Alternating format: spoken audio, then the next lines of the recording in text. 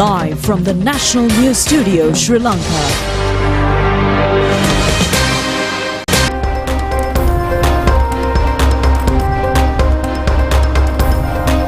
This is the 9 p.m. news telecast of the prestigious channel of Sri Lanka. A pleasant evening and a very warm welcome to the National News. I'm Vilanjali Ananda.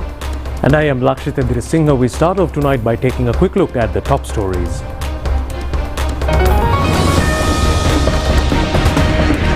Fertilizer at present prices for the yellow season despite an increase of prices in the world market.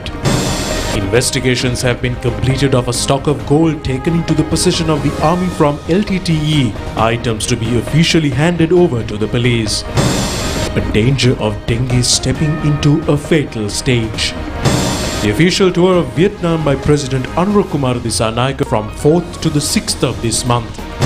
The silent period of the local government election from midnight tomorrow. 1,000 religious schools in Kashmir closed.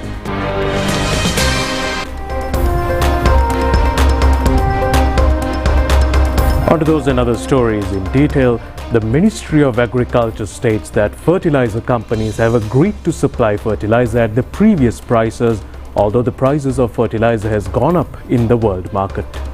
Secretary to the Ministry, D.P. Vikramasinghe, says that there is no shortage of fertilizer in the country at present. Secretary to the Ministry of Agriculture, D.P. Vikramasinghe, said that the Ministry of Agriculture held discussions with representatives from all main fertilizer companies. They mentioned during the discussions the availability of enough stocks of fertilizer for yellow season and also the ability to provide the farmers with fertilizer without any break. Although there is an increase in the prices of fertilizer in the world market, fertilizer will be made available for the farmers at previous rates. The companies have also agreed to supply fertilizer to farmers at a rate of 9,000 rupees or less than 9,000 rupees. Accordingly, the Ministry of Agriculture is ensuring with responsibility that there will be no shortage of fertilizer during the yellow season. 120 parcels containing gold and silver belonging to civilians which were taken into the possession of the army from the LTTE organization were handed over officially to the police today. They will be handed over to the central bank after evaluation of their prices by the National Gem and Jewellery Authority. The stock of gold has been handed over at the headquarters of the Sri Lanka Army after the completion of investigations.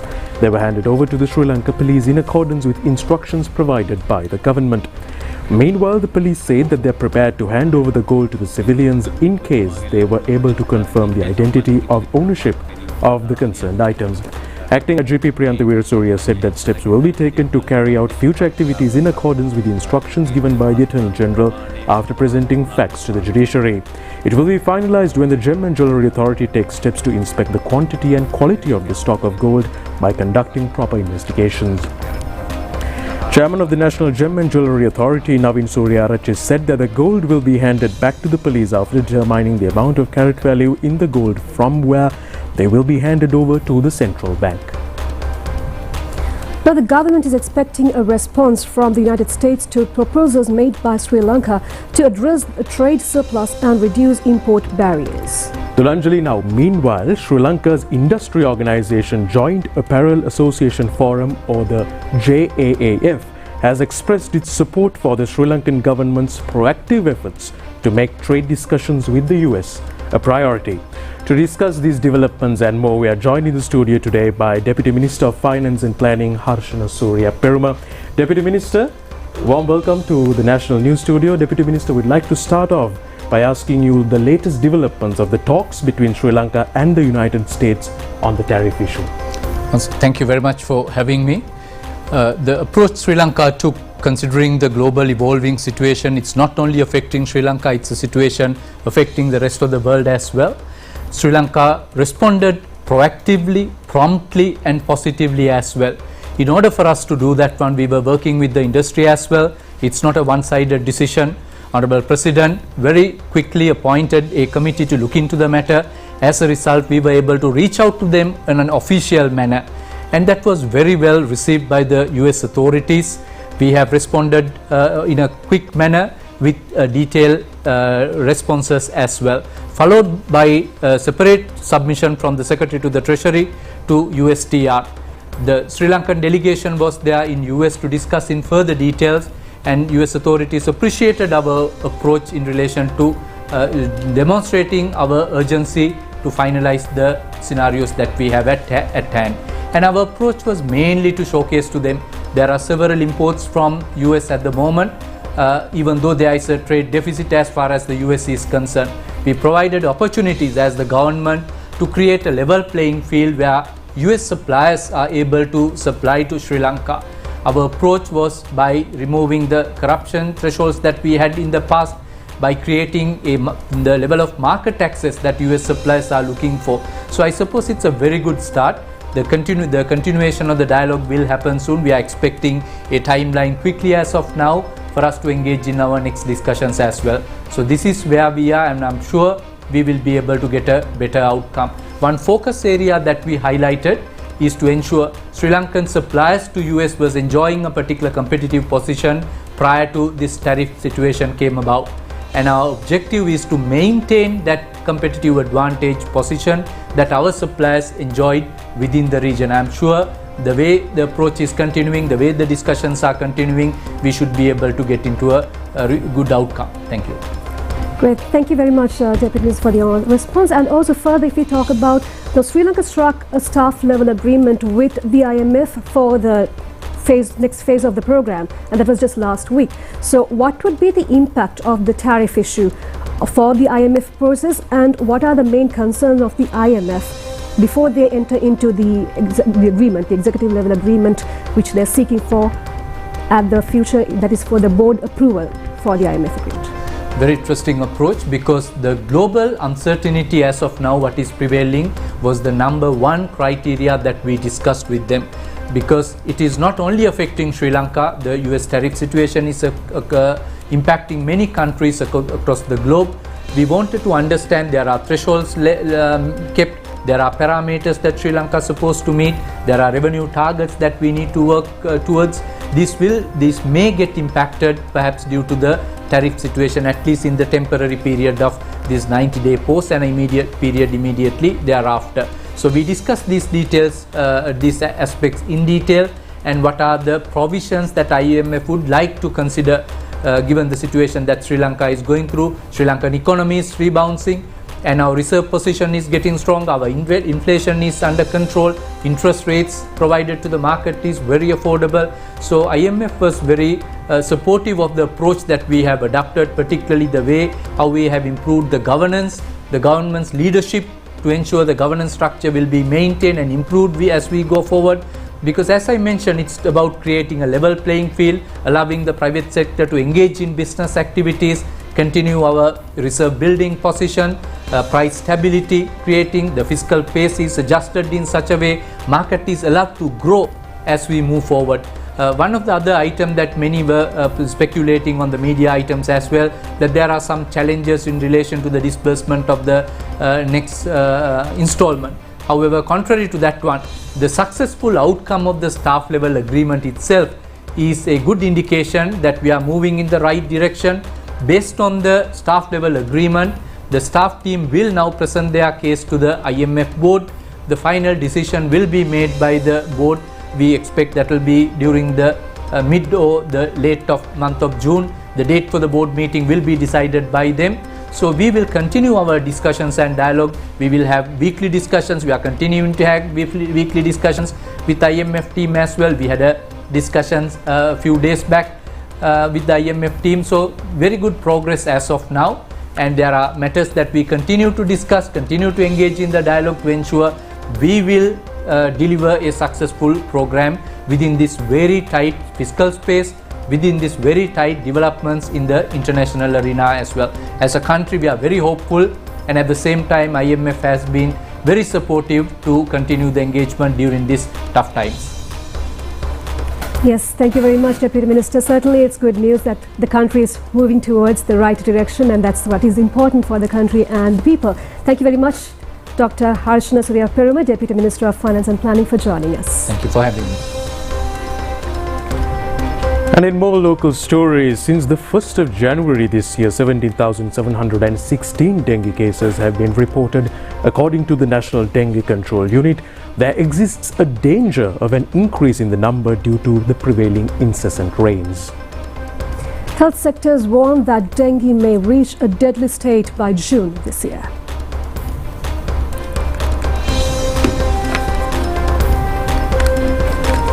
Chikungunya and dengue is rampantly spreading within Colombo city limits these days. Health sectors point out that the symptoms of both diseases are similar. At the same time, doctors also point out the necessity of taking steps to prevent dengue reaching a level of deadly disease.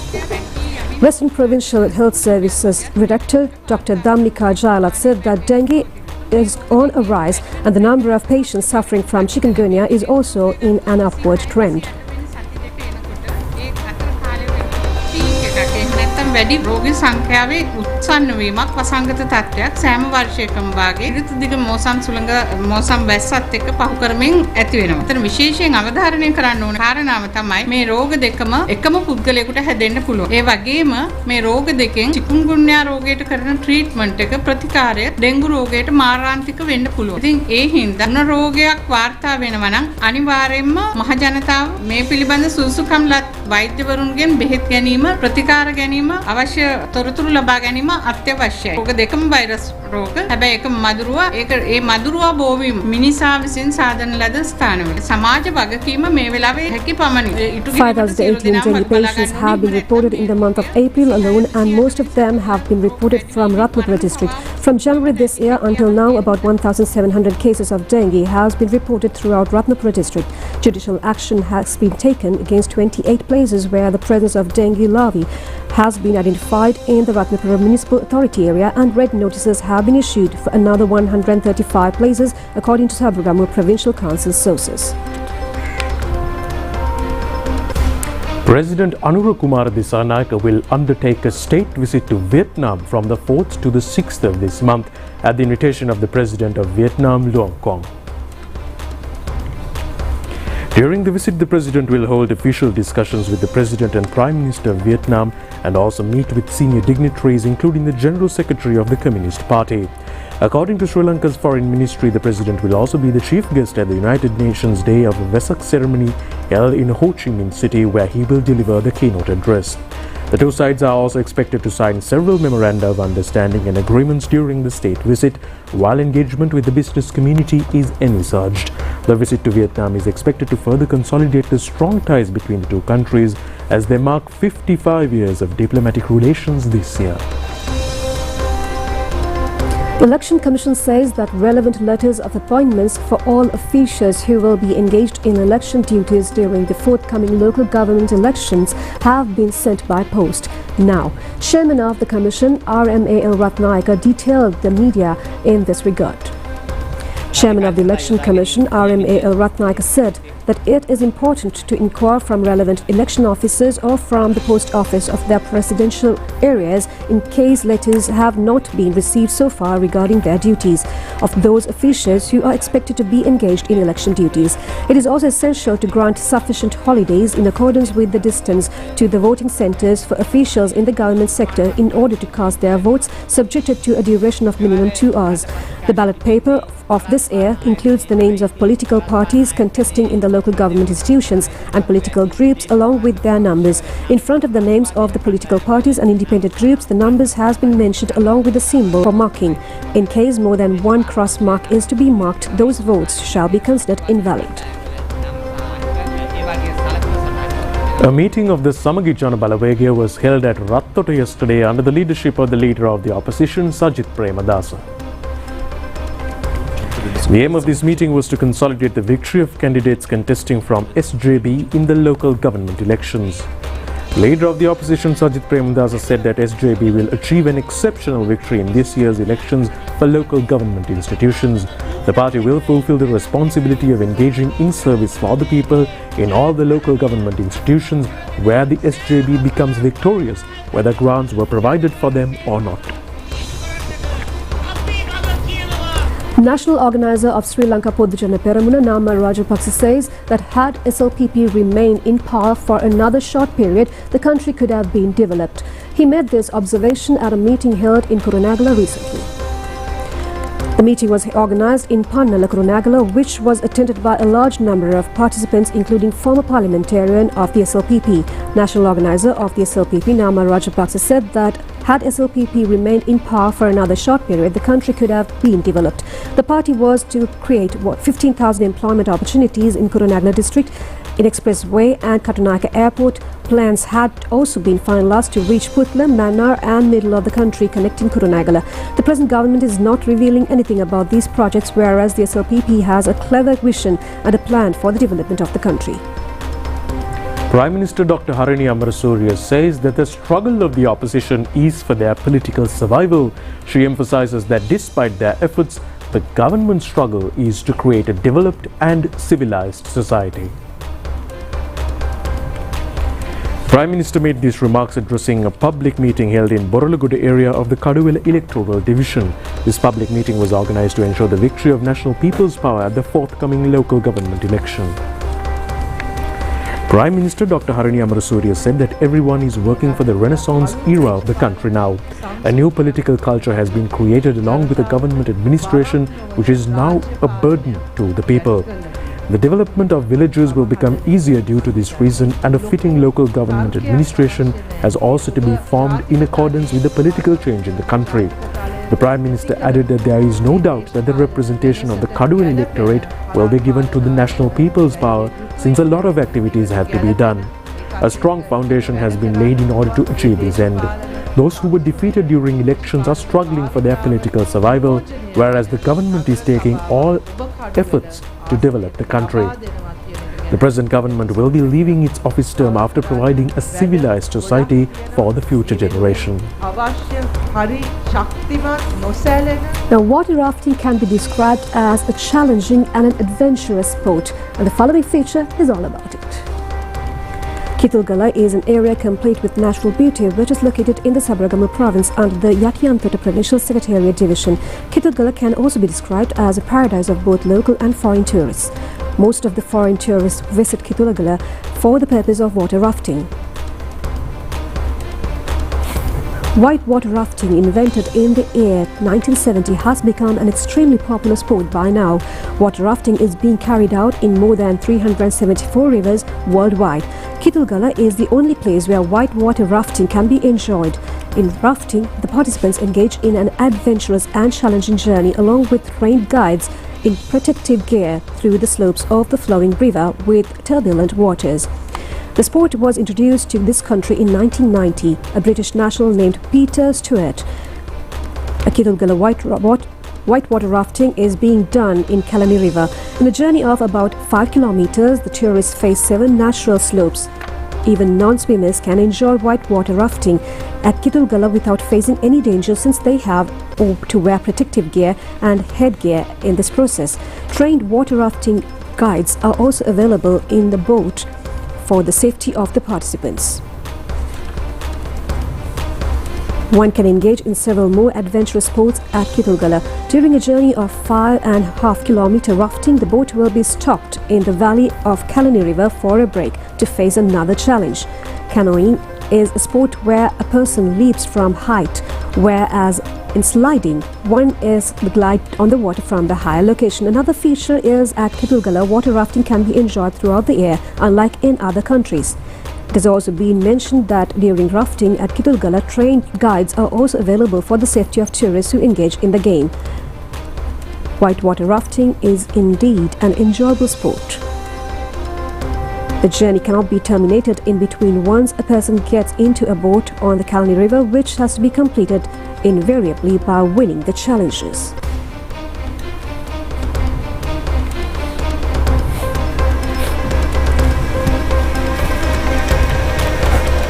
It feels good now, but we won't try it before. It feels exciting to try it. Yeah, the Sri Lankan beauty and nature is very, very amazing. We live high on top of the hill, so a beautiful view. It was very fun to do it. This was our first time doing it. All of us are from India. We had a lot of fun. It was very fun. We did enjoy ourselves a lot. It's very pretty. We loved it. The scenery, the greenery, everything's very beautiful. We've been very happy till now. But then other than that, today everything was beautiful. Everything we looked through while coming to from Kandy to here was very nice. The awards were presented today at Sri Lanka Rupavahini Corporation for the future education activities of students who secured first place in the island in each stream of subjects at the GCE Advanced Level Examination of this year. Laptops and monetary awards were given away to them at the corporation premises. The awarding of laptops to A-level toppers was conducted under the guidance of the religious advisor of Singapore Maha Karuna Buddhist Association, Venerable Karaditiyana Gunaratana Thera. Chairman of SLRC Gihan De Silva and top management of the board of directors also participated on this occasion. The aim of the function was to provide strength to the higher education of the children. Ratnavali Balika Vidyalaya Gampaha, Gampaha Bandarnayaka Vidyalaya, Visaka Vidyalaya Colombo, Malayadeva Balika Vidyalaya Kurunagala and Sandalanka Central College secured first places in each stream of subjects at the GCE Advanced Level exam. Meanwhile, the Bank of Ceylon donated a sum of 100,000 rupees each to the students who stood first at the GCE Advanced Level examination.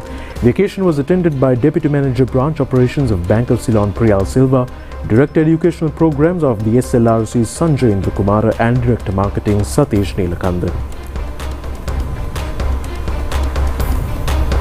A meeting was held recently between Minister Dr. Nalinda Jayatissa and the head of the delegation for the International Organization for Migration representing Sri Lanka and the Maldives, Christine Parko, at the Ministry of Health and Mass Media.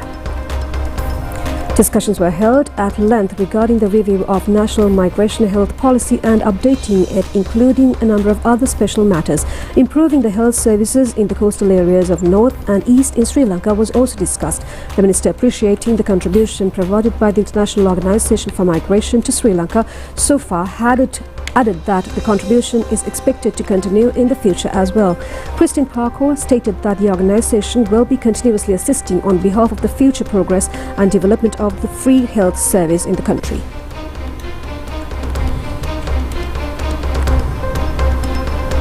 And with that, we take a look at a few more local news items in brief.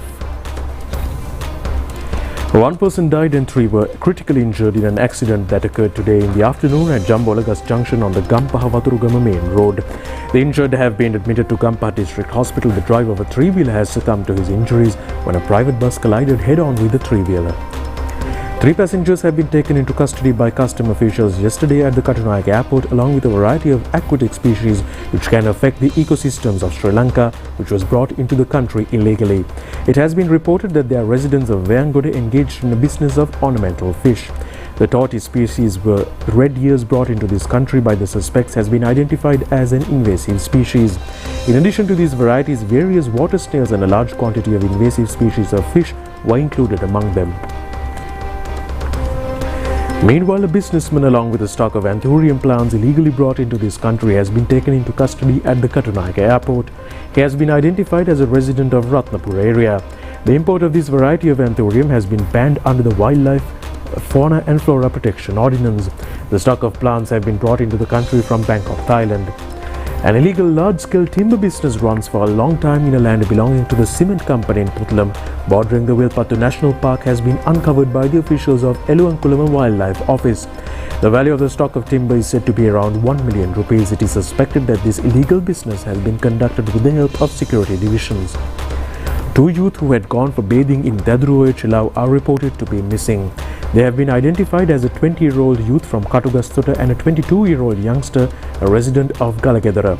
An operation is on to search them by Chilau police with the help of residents of the area, but they have not been successful so far in locating them. The Meteorology Department says that the wind focus area reaching from the northern and southern hemispheres is affecting the weather condition of the island further. The communique issued by the department states that rains or thunder showers might occur in the number of districts today also due to this reason. Intermittent rains or thunder showers may occur at several places during the evening or at night in western, central, Sabaragamu, southern, Uva and eastern provinces. At certain places, heavy rains of 50 millimeters is also expected. The weather communique of the Meteorology Department mentions that rains may occur at a few places in the remaining areas of the island. That's a look at your local news. Stay tuned for international stories coming up next.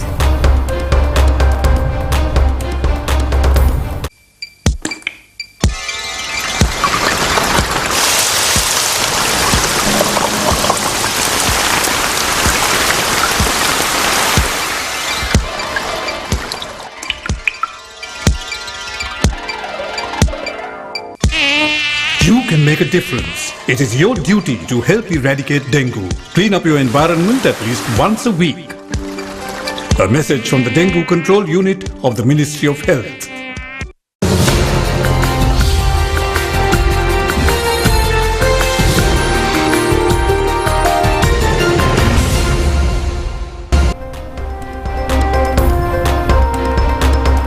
Welcome back on international news. Authorities in Pakistan-administered Kashmir have shut more than 1,000 religious schools over fears of possible retaliatory military action from India over last week's deadly attack. The authorities stated that India blames Pakistan for the gun attack that killed 26 people in Pahalgam in Indian-administered Kashmir. Prime Minister Narendra Modi stated that he will provide his military complete operational freedom to deal with the situation. Fearing military escalations, authorities have shut more than 1,000 religious schools in Pakistan-administered Kashmir. About 1.5 million people live near the line of control in Pakistan-administered Kashmir, and it was reported that the residents had started to create underground bunkers. Defining an involvement in the attack, Pakistan stated that it has credible evidence that India is now planning an imminent military strike, promising that any act of aggression will be met with a decisive response.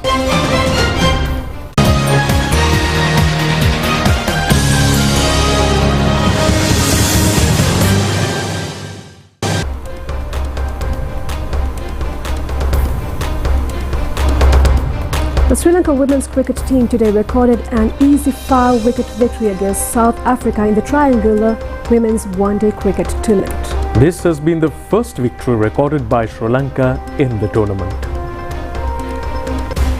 The match was played at our Premadasa Cricket Stadium in Colombo. Sri Lanka women's team winning the toss decided to field first. Accordingly, batting first, South Africa scored 235 runs for 9 wickets in their 50 overs. Andre Dixon scored 61 runs, while in bowling, Malki Madara claimed 4 wickets and Devmi Vihanga captured 3 wickets. In reply, Sri Lanka reached the victory target of scoring 237 runs for the loss of 5 wickets in 46.3 overs. Harshita Samar Wickrama scoring 77 runs and Kavisha Dilhari with a contribution of 61 runs along with a 42-run contribution by Hasini Pereira saw Sri Lanka women's team through.